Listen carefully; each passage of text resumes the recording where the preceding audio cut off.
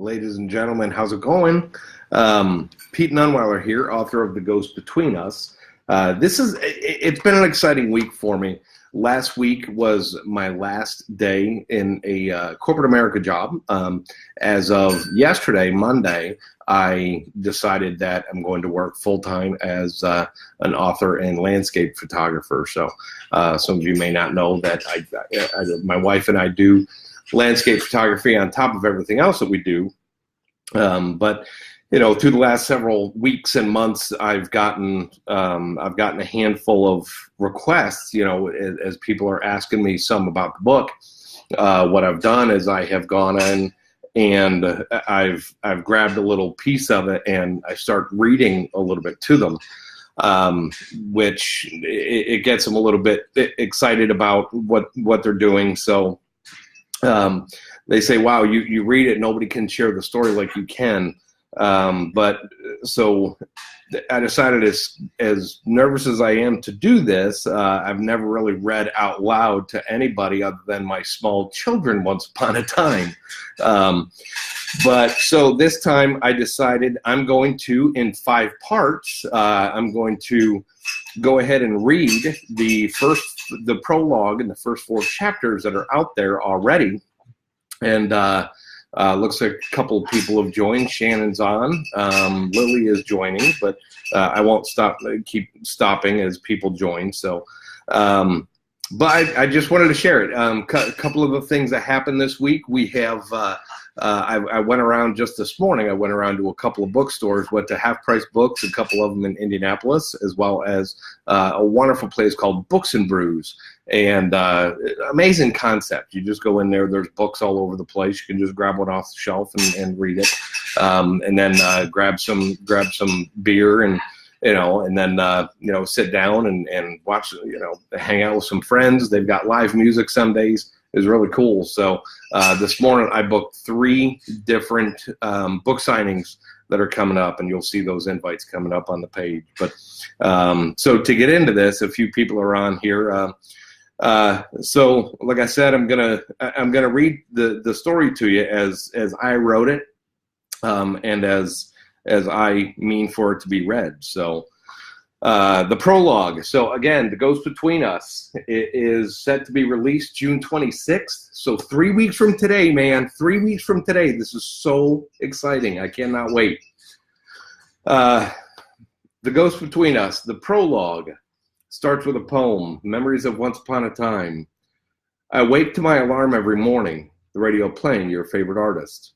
The morning's tough, midday's okay, but it's the nighttime that is the hardest. The ghost of a memory still in my room, the sweet smell of perfume in the air, your body laying against my skin, a soft whisper rings clear in my ear. I pull the pillow much closer to me in hopes that the feeling will do. But I'm a fool to think that anything could come close to replacing you. I try again to toss and to turn, trying to shake the memory away, but you've etched a place into my heart, and that's right where I want you to stay.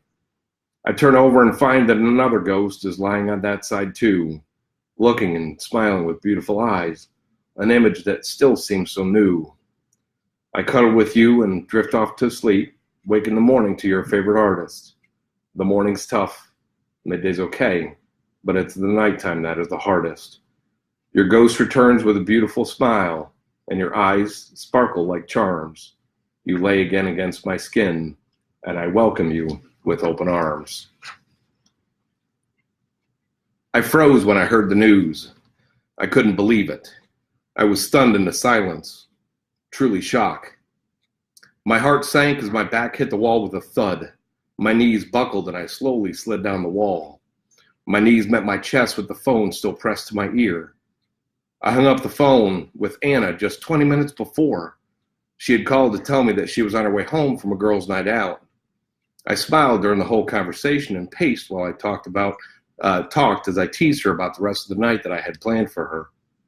I hope you're not too tired, I said, as I stood in the entryway admiring the atmosphere I had created for her.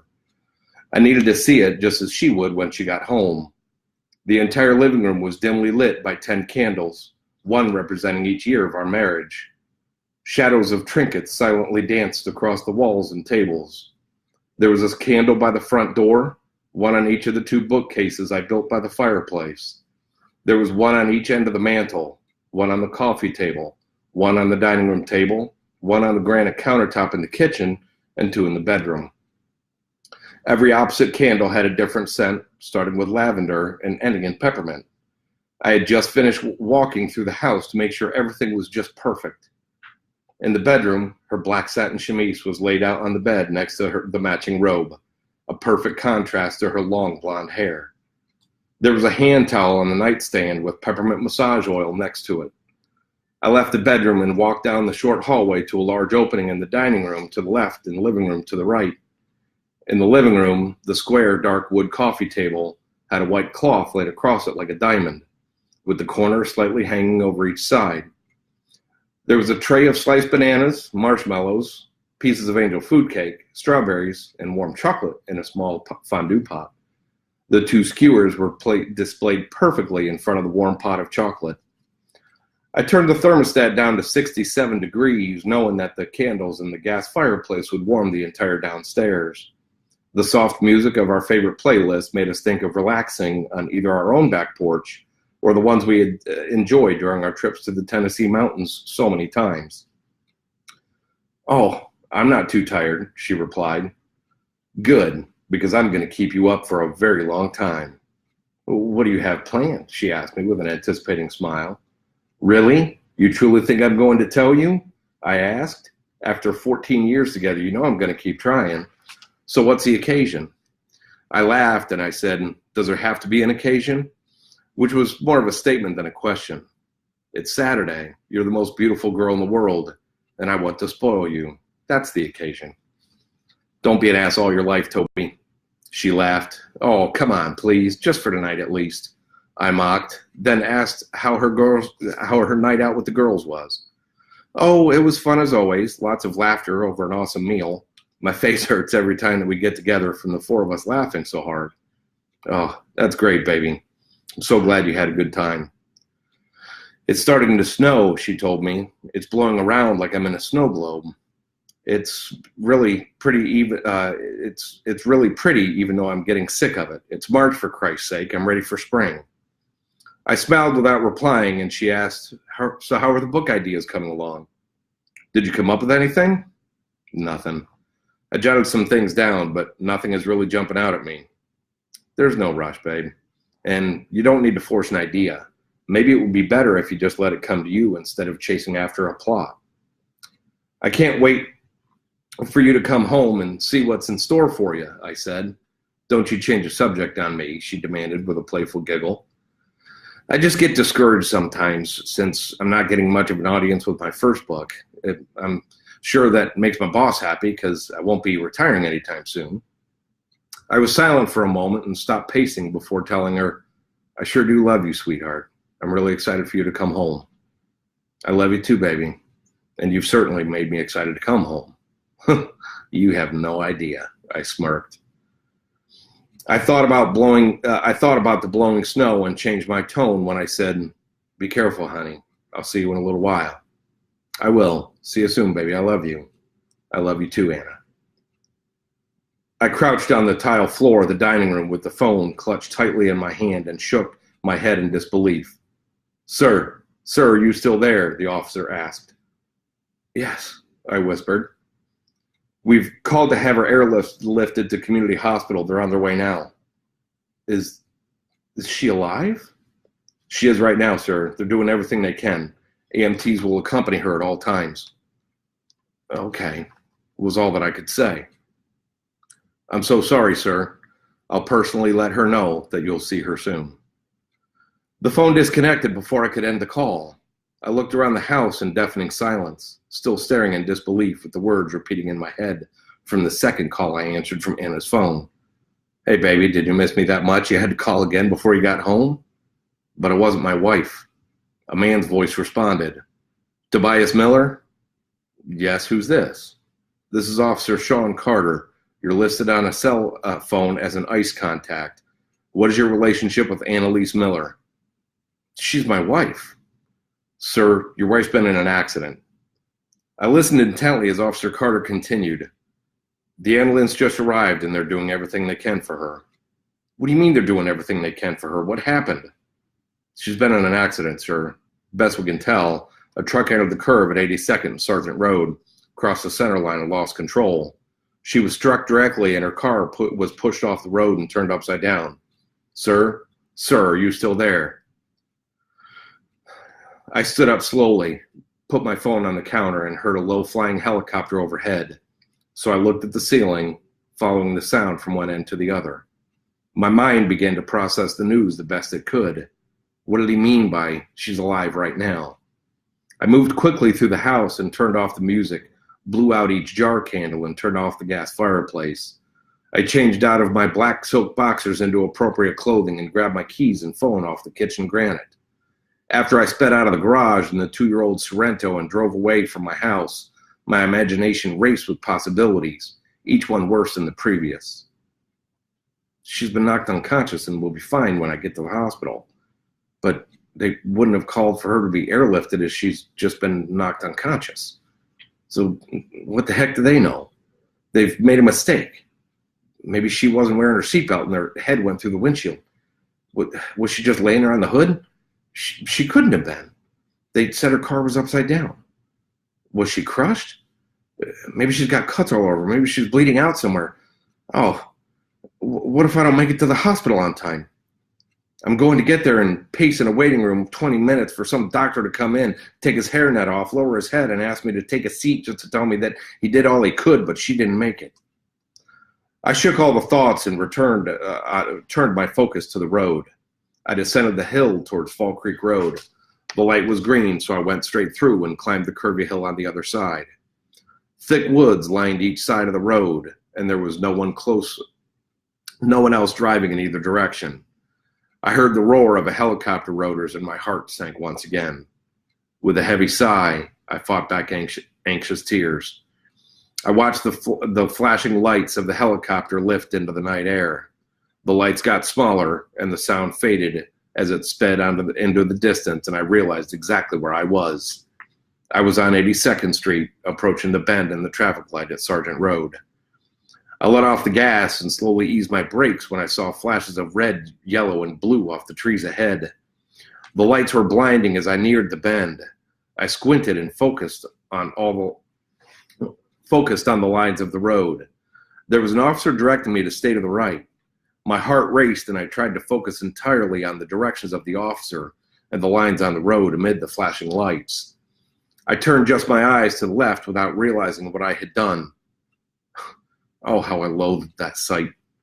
Through a flood of tears and a blinding flashes of red, blue, and yellow off the falling snow, I saw the underside of my wife's car. Thick black tire mark led to the pickup truck that was traveling in the opposite direction, the front end completely ripped off. Firefighters were moving around the scene, taking pictures, jotting notes, crouching on the ground to look inside the inverted car and briefly talking to each other. There was a large blue tarp draped over the driver's side of the truck. Next to the tarp, 2 men crouched upon the ground, briefly and simultaneously lifted each end of a gurney with a long black bag on top of it, extending the legs until they locked. I gasped because I knew exactly what was in that black bag. That's when something else caught my attention, a deal I will never forget as long as I'm alive. Inside the bed of a truck, I saw a man. He wore a thick, dark winter coat and wasn't at all bothered by the bitter cold. He had a ball cap on his head.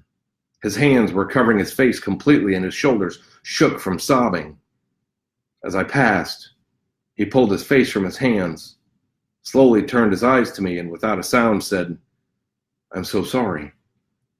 No one was tending to him or even cared that he was sitting in the middle of the scene of an accident. They all moved about as though he didn't exist at all. I braked harder to try to stop the SUV. "Keep it moving," I heard one of the officers yell. As I approached him, I lowered my window so I could ask about the man in the back of the truck. Just as I opened my mouth to speak, I glanced back at the bed of the truck. It was empty.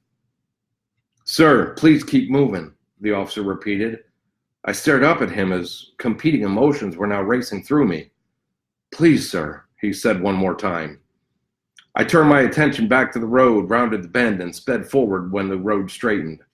For the first time in years, I turned to a stranger to ask for help. Please, God, give her a chance. Please don't take her from me. I turned into the complex of community hospitals and sped along the winding access roads until I reached the parking lot closest to the emergency entrance. I threw the truck into park, unfastened my seatbelt, and opened the door in what seemed like a single swift motion. I ran up to the entrance and impatiently waited for the 2 sets of automatic doors to open, then ran inside to the front desk. I'm here to see my wife, Annalise Miller, I announced to the 2 ladies behind the desk. Tobias Miller, I heard a deep voice respond from behind me. I turned to see the police officer who called out my name and approached him. He was a bald, stocky man standing more than 6 feet tall. I walked over to him, anxiously wiping away stray tears from my cheeks. He reached his hand out, and I saw his name tag before he could introduce himself. Carter. I'm Officer Sean Carter. I'm the one who called you about your wife's accident. I'll keep going. What do you say? A few people have joined.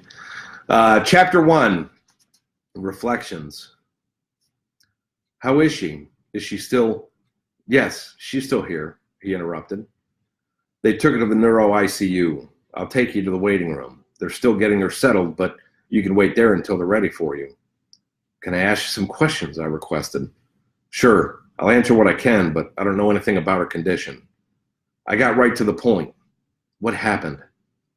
She was driving east on 82nd Street through the intersection of Sargent Road. Are you familiar with that intersection? Yes, I told him. I drive it every day. She crossed Sargent and started into the left curve when a guy in a pickup truck was driving westbound too fast to handle the curve approaching the intersection.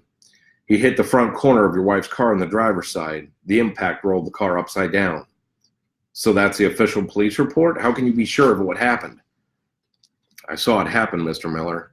I was driving north on Sargent Road and had the red light at the intersection. I heard the screeching of tires and looked up just after your wife passed through the intersection. There was nothing she could do to avoid it. Was she trapped? Did she have her seatbelt on? I mean, what's she like? I drilled.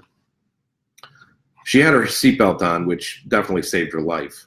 She has a couple of cuts on her arm and one on the side of her head where it slammed against the door jamb from the impact. I sighed and said, so it's not all that serious.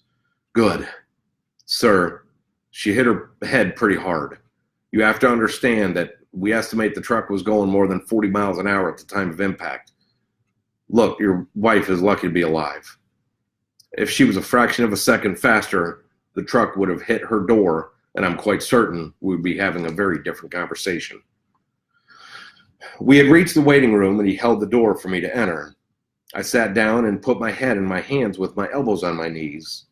Officer Carter sat across from me and placed his hat on his knee. So now what? I asked. I wish I knew, Mr. Miller. Please, it's Toby, I said. I paused as I replayed the events that were just explained to me in my mind. You were the first one there, weren't you, Officer Carter? Please, call me Sean. And yes, I got your wife first. She was unconscious, which could be a blessing. The mind just can't process events like that. I don't understand, I began. She was hit at 40 miles an hour. The car turned upside down. She doesn't have any significant bleeding, yet she had to be airlifted. When the EMTs arrived, they looked her over. It was their decision to make. Toby, a head injury is nothing to play with. What you don't see could be worse than what you can. I contemplated even asking the next question since I already knew the answer, but I needed to hear it for myself. I took a deep breath and blurted out, and what about the other driver? Sean looked at the floor between his knees, sighed, and shook his head. He finally looked up at me and said, he didn't make it. He was ejected from the truck. I found him about 35 feet into the field there. Sean, what was he wearing? I asked. Man, he was, look, I don't know if his family's been contacted yet. I can't tell you anything about him. I'm sorry. I'm not asking details about the man himself, just curious. What was he wearing? I asked. He had on work boots, jeans, a thick navy blue coat, and a ball cap. Why, do you know him? I leaned back in my chair and closed my eyes, remembering the man I saw on the bed of the pickup truck. Mr. Miller, do you know him? No. It's just odd, isn't it, officer? Two people at the same place at the same time in the same situation. One is airlifted to the hospital while the other lays lifeless in a field. Officer Carter must have found irony in that statement. He briefly laughed and shook his head, then said, I've asked myself that more times than I can even count. Why are you here? I asked him. Toby, an officer's job doesn't end with speeding tickets and catching bad guys. Not to me, anyway. His radio squelched and a voice called out, Dispatch to 2744. He reached for the button on the side of his microphone hooked onto his shoulder. 2744, go ahead. He stood up, walked over to me, and extended his hand before the woman responded to him again. You all right? He asked. I tried to stand, but he insisted that I didn't need to get up. No, sir, I'm not all right. Not at all, I said. Not until I know Anna's okay. He pulled a pen and notepad from his pocket and started writing as he said, Here, this is my personal cell phone number. If there's anything at all that I can do, please don't hesitate to call.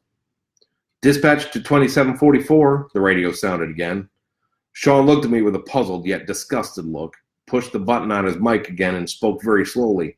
2744, go ahead, and shook his head.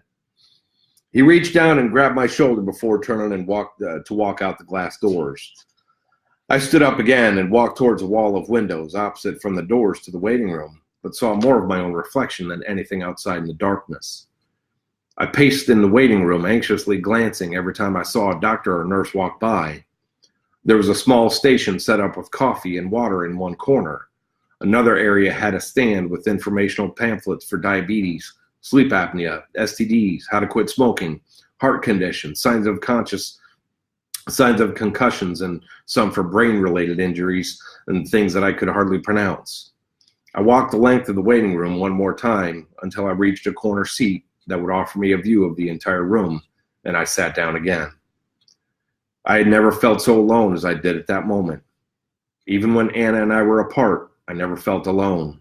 I had her, she had me. That's just the way it was.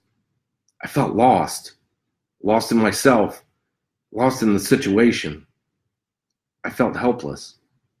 Somewhere through another set of double doors, my Anna was lying in a hospital bed, and there was absolutely nothing I could do to help her, support her, or even just tell her again just how much I love her. I scanned the room again, seemingly for answers that would never come. I stood up again and walked to the opposite corner of the room, just to be closer to the double doors into the ICU and closer to my Anna.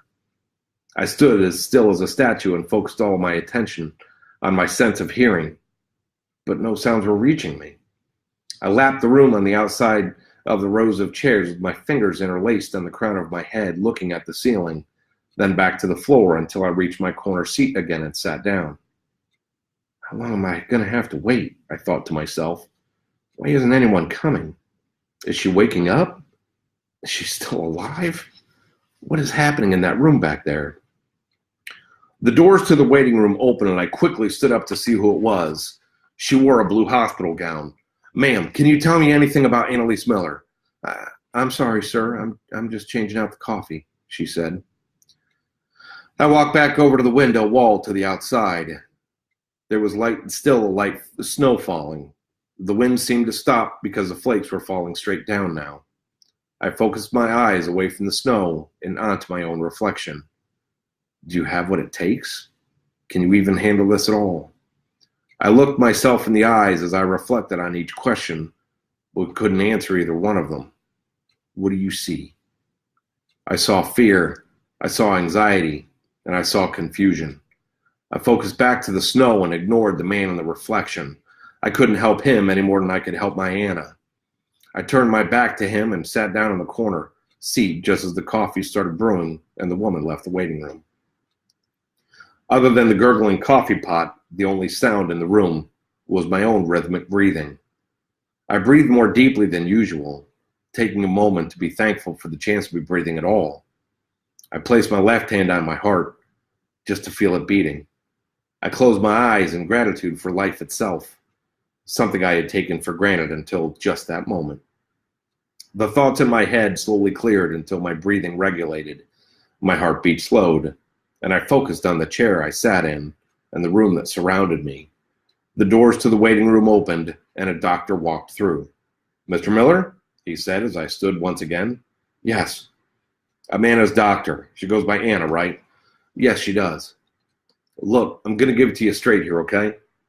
Your wife has a fractured skull resulting in a TBI, or traumatic brain injury, along with a subdural hematoma, which is a pooling of blood between her brain and her skull.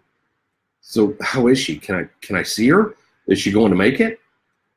"She's sedated, and we'll be monitoring her around the clock until her situation changes," he said. "The hematoma is causing a lot of pressure on the brain. Keeping her sedated will help reduce the swelling and reduce the chances for more damage to her brain." "So she's going to make it?" I asked. "Mr. Miller, it's early. We take the status of brain injuries as we see them. If the swelling gets bad enough, I may need to remove a small portion of her skull to ease the pressure." "Her damn skull? Are you serious?" "Sir, I need to make this as plain as I can. The pressure on her brain can become life-threatening. As I said, we're monitoring her every move." "So when will we know that she's okay?" I asked. "I cannot answer that, Mr. Miller. We just don't know." "What about the rest of her? Does she have any cuts, bruises, anything broken?" "She has some minor cuts on the left side of her body, none that would need sutures, and a hairline fracture or ulna," he said as he pointed to the outside of his arm between his elbow and his wrist. "Believe me, those are the least of your worries," he continued. How long?" I stumbled over every word until I finally told him, "I just don't know what to ask or what to say. I don't understand. I don't know how to understand." "Mr. Miller?" "Toby," I interrupted. He took a deep breath and said, "Toby, the brain controls everything in the body, not just memory or cognitive thought, but body temperature, sense of time, when we're hungry, when we're full. Everything that our body does or reacts to is because of signals sent to and from the brain. It may be a few days before we really know the extent of any damage to hers." "Can I see her?" I asked. "I'd like to wait another couple of hours before I let you see her. These first few hours with a brain injury are vital. If you want to come back in the morning, we can reevaluate then." "I'm not leaving. Which is it, a couple of hours or overnight?" I demanded. "I'm sorry, Mr. Miller, that is not what I meant. As long as there are no surprises, I'll let you see her every 2 hours for 15 minutes starting at—" He looked at the clock on the wall and continued, "1:30 in the morning. If you live close and want to get anything from your house, I can call you if there's any change in her condition before 1:30. I looked away from him and considered the options. He continued, "You don't have to answer that. All in due time. I'll come out here at 1:30, and if you're not here, I'll call. How does that sound?" I nodded my head in agreement, and he offered his right hand. I reached mine out to meet his, and he placed his left hand on my shoulder, looked at me in the eye, and said, "Toby, I'm sorry as hell about your wife's accident. There's no one I trust more than the staff here. I promise we'll do everything that we can." He shook my hand once and turned towards the doors. "Oh, I almost forgot." He turned around to address me again. "There's some paperwork we'll need to have you complete. I'll have the nurse bring it to you. If you decide to go home, please complete the paperwork first so I know how to get a hold of you." "Thanks, Doc," I said. We walked out the double doors of the waiting room, entered a code on the wall, and went through another set of doors. I walked back over to the window once again and stared into the darkness.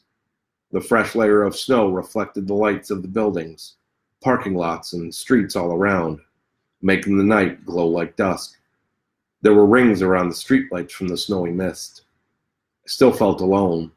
I still felt fear, anxiety, and confusion. I fixed my gaze back to my own reflection. The man I stared at now looked somewhat different. He stood a little straighter. He was slightly more confident and a bit stronger. A facade he would have to maintain for as long as it was possible.